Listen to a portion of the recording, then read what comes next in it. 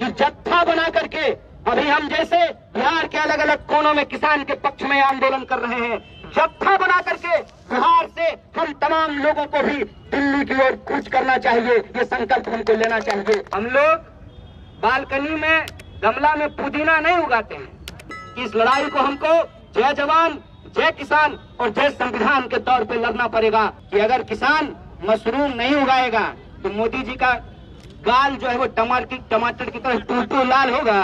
और इस देश के बेशर्म नेताओं को फ्री धनिया स्कीम में जो है थोड़ा शर्म भी दे पाते, तब इनको समझ में आता कि किसान आज किन परिस्थितियों से गुजर रहा है। क्यों हमारे पिताजी ने कहा कि जाओ दिल्ली तैयारी करो, कलेक्टर बन जाओ? क्यों उन्होंने नहीं कहा कि गांव में रहो, खेती करो, फार्मर बनो? आज जब देश के किसान अपने हक के लिए लड़ रहे हैं तो टीवी स्टूडियो में बैठे हुए बिके हुए पत्रकार किसानों को बदनाम कर रहे हैं। जब तक किसानों की मांग नहीं मानी जाती है, चरणबद्ध तरीके से हमको यह आंदोलन आगे बढ़ाना चाहिए। घर के लिए कहाँ चिराग मयस्सर यही शहर के लिए। यह बात जब दुष्यंत कुमार लिखते हैं तो आज जब हम इस देश में किसानों की हालत को देखते हैं तो बिल्कुल सही साबित होती है। आप तमाम लोगों को देश के ऐसा वो दावा करते हैं। सबसे लोकप्रिय प्रधानमंत्री की वो बात जिसमें उन्होंने कहा था कि 2022 तक किसानों की आमदनी दोगुनी हो जाएगी। आमदनी दोगुनी होने की बात छोड़ दीजिए, किसानों को ऐसा महसूस होने लगा है कि पहले इस देश में नारा लगता था जय जवान जय किसान, और यह सरकार जियो जवान और जियो किसान करना चाहती है। किसानों को ऐसा लगने लगा है कि उनकी फसल के दाम को दुगना नहीं किया जाएगा, बल्कि उनको अपने ही खेतों पर मजदूर बना दिया जाएगा। मजबूर किसान को ये बड़े बड़े धन्ना सेठों के हाथ मजबूर बना देने की साजिश रच रहे हैं। मैं लंबी चौड़ी बात नहीं करूंगा।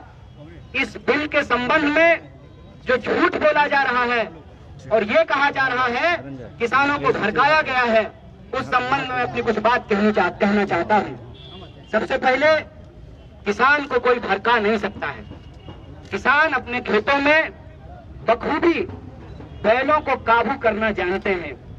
और मैं सरकार साहब से ये कहना चाहता हूं कि जो किसान भड़के हुए बैल को काबू कर सकते हैं, वो भड़की हुई सरकार को भी काबू में लाना जानते हैं। उनको कोई भड़का नहीं सकता है। दूसरी बात ये कहते हैं कि हम किसानों के फायदे के लिए कानून लेकर के आए हैं। मुझे एक बात बताइए, हिंदुस्तान के इतिहास में ये पहली बार हो रहा है कि ये किसानों के फायदे के लिए बिल लाए हैं। किसानों को ये भला करना चाहते हैं, लेकिन किसान चाहते हैं कि ये भलाई हमको ना मिले। ऐसा क्यों हो रहा है? ऐसा इसलिए हो रहा है कि बड़े पैमाने पे झूठ बोली गई है, बड़ा पैमाने पे प्रोपेगेंडा फैलाया गया है।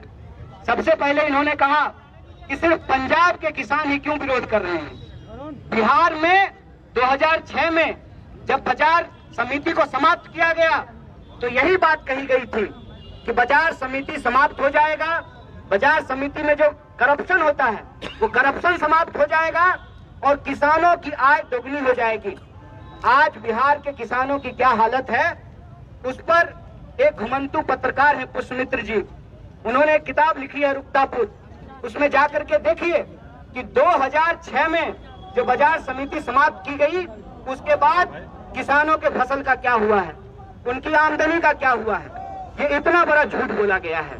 मैं आपसे ये कहना चाहता हूं कि ये पूरा का पूरा प्रोपेगेंडा ये है कि ये देश में किसानों के फसल की खरीद फरोख्त को कुछ धन्ना सेठों के हाथ में सिमेट देना चाहते हैं। ये कहते हैं कि किसान अपनी फसल कहीं भी बेच पाएगा। किसान पहले भी अपनी फसल कहीं बेच सकता था, इसमें तो कोई नई बात नहीं है। और आप कहते हैं कि दूसरे राज्य में भी किसान जाकर के अपने फसल को बेच सकता है। आप जो लोग खेती किसानी करने वाले लोग हैं, हम लोग बालकनी में गमला में पुदीना नहीं उगाते हैं, खेत में काम करते हैं।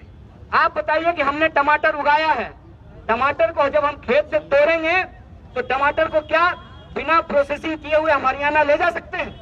तमाम तरीके की झूठ इस किसान बिल के संबंध में बोला जा रहा है। सीधी बात यह है कि आज इस देश में जो हम लोग को ने राजनीति का एक मॉडल देखा है कि जो लोग सरकार बहादुर को चंदा देते हैं हेलीकॉप्टर पे उड़ने के लिए, उनको जो इलेक्शन में कमीशन मिलता है, कहते हैं ना वन नेशन वन कमीशन की योजना का साजिश ये है कि इस देश में जिन धन्ना सेठों के कमीशन से यह सरकार चुनाव लड़ती है, चुनाव में हेलीकॉप्टर उड़ाती है, आसमान में उड़ती है, उन्हीं कमीशन के बदौलत ये इस देश के किसानों की धरती को उनके हाथों में गिरवी रख देना चाहते हैं। वन नेशन वन कमीशन की योजना ये है कि पूरे देश में चाहे किसान हो, मजदूर हो, बीएसएनएल हो, रेलवे हो, तमाम तरीके के संस्थानों को ये अपने प्रिय दोस्तों के हाथ में बेच देना चाहते हैं। और ये जो बिकवाली है, ये बात याद रखिएगा कि आज के किसान जब इस बिकवाली का विरोध कर रहे हैं तो ये सिर्फ किसानों की लड़ाई नहीं है, ये लड़ाई सबसे पहले इस देश के मिडिल क्लास और गरीबों की लड़ाई है।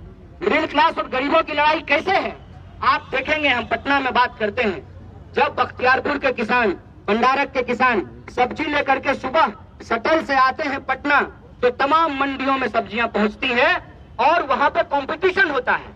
और मिडिल क्लास के जो लोग हैं झोला लेकर के 5 दुकान में घूम करके सस्ता भिंडी और सस्ता मिर्च खरीद लेते हैं। लेकिन जब किसानों की खरीद फरोख्त का अधिकार एक कंपनी के हाथ में होगा, तो जैसे इस देश में आपको याद होगा कि बीएसएनएल जब रेट तय करती थी, बीएसएनएल के पास जब लाइसेंस था तो प्राइवेट कंपनियां कंपटीशन में फ्री जियो धनाधन करा रही थी। जब से बीएसएनएल समाप्त हो गया है, तब से आप देख लीजिए कि लगातार मोबाइल के इस्तेमाल करने का जो रेट है वो बढ़ता जा रहा है। मैं यही कहना चाहता हूं कि इस पूरी की पूरी लड़ाई में एक बात है कि अगर दूसरे उत्पाद को उपजाने वाले या बनाने वाले जो लोग हैं वो उसका एमआरपी तय कर सकते हैं, तो क्या किसान अपने फसलों का एमएसपी नहीं तय कर सकते हैं? और किसान क्या मांग रहे हैं? किसान कह रहे हैं कि आपने कानून बनाया है तो सबसे पहले जो आप ये दावा करते हैं कि एमएसपी समाप्त नहीं होगा, तो आप यह बात कहिए, आप यह बताइए कि अगर कहीं भी एमएसपी से कम पे खरीद होती है तो ये एक आपराधिक काम होगा, उसके ऊपर क्रिमिनल केस किया जाएगा। आप बिहार का उदाहरण लेकर के देख लीजिए, तमाम फसलों का जो एमएसपी तय किया जाता है, उस एमएसपी से नीचे धान की खरीद होती है, मक्के की खरीद होती है, गेहूं की खरीद होती है। अभी तो सिर्फ कुछ अनाजों का एमएसपी तय किया जाता है। मैं कहता हूं कि हम सिर्फ अनाज खा करके जिंदा नहीं रहते हैं, हमको तेल की जरूरत पड़ती है, हमको टमाटर की जरूरत पड़ती है, हमको सब्जियों की जरूरत पड़ती है। क्या किसी भी चीज का एमएसपी तय किया जाता है? आप किसानों के बारे में सोचिए, जब अपने खेत में वो गोभी तोड़ करके मंडियों की तरफ चलते हैं और कहते हैं जो वहाँ पे मंडियों में बैठने वाले लोग हैं कि आज गोभी बहुत उतर गया है, इसीलिए आपको गोभी का रेट नहीं मिलेगा। इतना कम रेट मिलता है किसानों को कि कई बार वो खेत में ही फसल छोड़ देते हैं। ये जो इस देश में अन्नदाताओं के साथ इतना बड़ा अत्याचार हो रहा है, और इस अत्याचार में जो सबसे साजिश वाली बात यह है कि इस देश में नारा लगा जय जवान जय किसान। आज किसानों को जो खेत में अपने देश में अपने लोगों को अनाज पहुंचाने के लिए, खिलाने के लिए शहादत दे रहे हैं, जिनके बच्चे बॉर्डर पे शहादत दे रहे हैं, आज कि जवानों के पिताजी के ऊपर उन्हीं जवानों के द्वारा लाठियां भंजवाई जा रही हैं। तो जय जवान जय किसान का जो ये नारा है, इसको अगर हम मुकम्मल करना चाहते हैं, इसको अगर हम पुख्ता करना चाहते हैं, तो एक बात हमको समझना पड़ेगा कि ओवरऑल पूरी संपूर्णता में जब आप इस लड़ाई को देखेंगे, जैसा कि पूर्व के वक्ताओं ने आपको कहा कि मजदूर अपने हक के लिए लड़ रहे हैं, नौजवान अपने हक के लिए लड़ रहे हैं, विद्यार्थी अपने हक के लिए लड़ रहे हैं, किसान अपने हक के लिए लड़ रहे हैं। दरअसल ये लड़ाई अलग अलग नहीं है, ये लड़ाई इस देश में जमहूरियत को बचाने की लड़ाई है। ये लड़ाई इस देश में को कुछ धन्ना सेठों के हाथ बिकने से बचाने की लड़ाई है। ये लड़ाई इस देश में तमाम वर्ग के, चाहे वो मिडिल क्लास हो, चाहे वो मजदूर हो, चाहे वो किसान हो, चाहे वो गरीब हो, महिला हो, आदिवासी हो, तमाम तरीके के शोषित पीड़ितों के हक और अधिकार को बचाने की लड़ाई है, आने वाली पीढ़ी को बचाने की लड़ाई है। इसीलिए इस लड़ाई को हम लोकतंत्र और संविधान बचाने की लड़ाई के तौर पर देखते हैं। इसीलिए हमारा आप तमाम लोगों से आग्रह है, और एक बार यहाँ जो मौजूद हैं तमाम किसान संगठन के लोग, उनके तमाम नेताओं को और आप तमाम साथियों को बधाई देते हुए, उनका स्वागत करते हुए कहना चाहते हैं कि इस लड़ाई को हमको जय जवान, जय किसान और जय संविधान के तौर पे लड़ना पड़ेगा। और इस देश की सरकार को बताना पड़ेगा कि इस देश में जो कमाने वाले लोग हैं, उनके कमाने के अधिकार को, उनके काम को, उनके फसल के दाम को और लोगों के पढ़ने लिखने काम करने के अधिकार को आप छीन नहीं सकते हैं। ये हमारा लोकतांत्रिक अधिकार है और इस लोकतंत्र को बचाने की लड़ाई में, किसानों, मजदूरों, आम लोगों को बचाने की इस लड़ाई में हम लोग कंधे से कंधे मिला करके खड़ा हैं। हम किसान नहीं हैं, लेकिन हम किसान परिवार से आते हैं और हम ये जानते हैं कि किसान अगर अनाज नहीं उगाएगा, आप सोचिए कि अगर किसान मशरूम नहीं उगाएगा तो मोदी जी का गाल जो है वो टमाटर की तरह टूटू लाल होगा। तो जो मशरूम वो खाते हैं, मैंने तो कहा एक जगह ये बात कि काश हमारे किसान मशरूम के साथ थोड़ा शर्म भी उगा पाते और इस देश के बेशर्म नेताओं को फ्री धनिया स्कीम में जो है थोड़ा शर्म भी दे पाते, तब इनको समझ में आता कि किसान आज किन परिस्थितियों से गुजर रहा है। एक आखिरी उदाहरण के साथ मैं अपनी बात को खत्म करूंगा। दिल पे हाथ रख करके आप एक बात सोचिएगा, इस देश में कलेक्टर साहब का बेटा कलेक्टर बनना चाहता है, एक्टर साहब का बेटा एक्टर बनना चाहता है, डॉक्टर साहब का बेटा डॉक्टर बनना चाहता है, फार्मर साहब का बेटा फार्मर क्यों नहीं बनना चाहता है? आप सबके लिए, हमारी रगों में दौड़ने वाले खून के लिए, सांस के लिए अनाज सबसे बुनियादी जरूरत है। उसको पैदा करने वाले जो किसान हैं, वो अपने बच्चों को किसान क्यों नहीं बनाना चाहते हैं? क्यों हमारे पिताजी ने कहा कि जाओ दिल्ली तैयारी करो, कलेक्टर बन जाओ? क्यों उन्होंने नहीं कहा कि गांव में रहो, खेती करो, फार्मर बनो? और कहते हैं कि अन्नदाता धरती पर सबसे बड़े महान काम में लगे हुए हैं। आज अन्नदाता अपने बच्चों को किसान क्यों नहीं बनाना चाहते हैं? इसीलिए नहीं बनाना चाहते हैं कि उनको मालूम है कि हार तोड़ मेहनत करने के बाद जब वो अपने फसल को बेचने के लिए जाएंगे तो उनका फसल ही उनके लिए फांसी का फंदा बना दिया जाएगा। ऐसी व्यवस्था देश के अंदर की गई है। इस व्यवस्था को बदलने के लिए देश के जो किसान हैं, उनके पक्ष में हम तमाम लोगों को, चाहे हमारा कुछ भी प्रोफेशन हो, हमारा कोई भी वर्ग हो, उनके साथ हमको खड़ा होना चाहिए और हमको ये सोचना चाहिए कि किसानों को बदनाम करने की जो साजिश है, इस बदनामी से हमको घबराने का जरूरत नहीं है। और एक उदाहरण आप लोग जानते हैं कि जब किसी विधवा की जमीन कब्जा करना हो तो सबसे पहले उसका चरित्र हरण किया जाता है, सबसे पहले उसको डायन होने का आरोप लगाया जाता है। और आज जब देश के किसान अपने हक के लिए लड़ रहे हैं तो टीवी स्टूडियो में बैठे हुए बिके हुए पत्रकार किसानों को बदनाम कर रहे हैं और वो कह रहे हैं कि पंजाब के किसान ही क्यों विरोध कर रहे हैं। तो साहब, आंख खोल करके देख लीजिए, पंजाब के किसान सिर्फ विरोध नहीं कर रहे हैं, पंजाब के किसान इस आंदोलन की अगुवाई कर रहे हैं और ये बिहार की धरती है।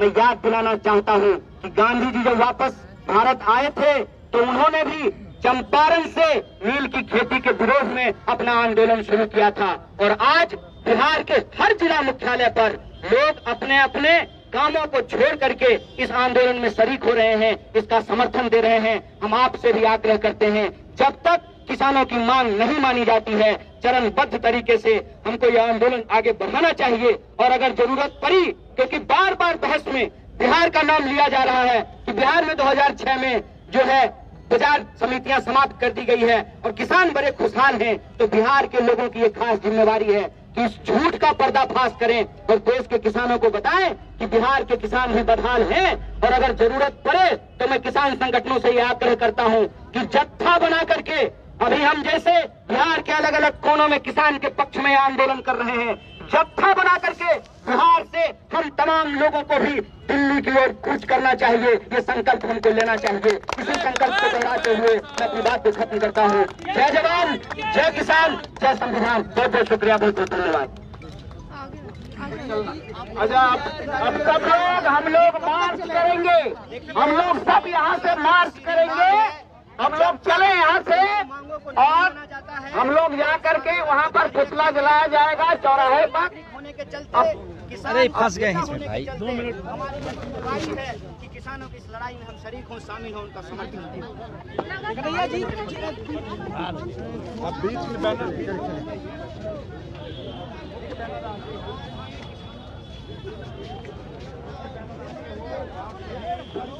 यही है ना मेन बैनर।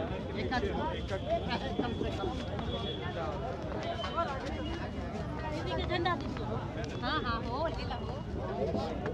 हाँ सर। हो गया है, हमारी लड़ाई को कोई अंजाम नहीं देगा। लेकिन देश में जिस तरीके से किसानों के हक में, किसानों के पक्ष में आंदोलन खड़ा हुआ है, मुझे पूरा भरोसा है कि हर आंदोलन में बिहार बढ़ चढ़ करके हिस्सा लेता है। आज बिहार के हर जिला मुख्यालय पे किसान आंदोलन कर रहे हैं, प्रदर्शन कर रहे हैं। आने वाले दिनों में बिहार के किसान भी संगठित होकर के दिल्ली की ओर कूच करेंगे। वो यकीन है जो कल सरकार से ये बात होने वाली है, सरकार आपकी बात मानेगी। ओहो, देखिए हम उम्मीद करते हैं कि ऐसा हो, लेकिन इनका जो इतिहास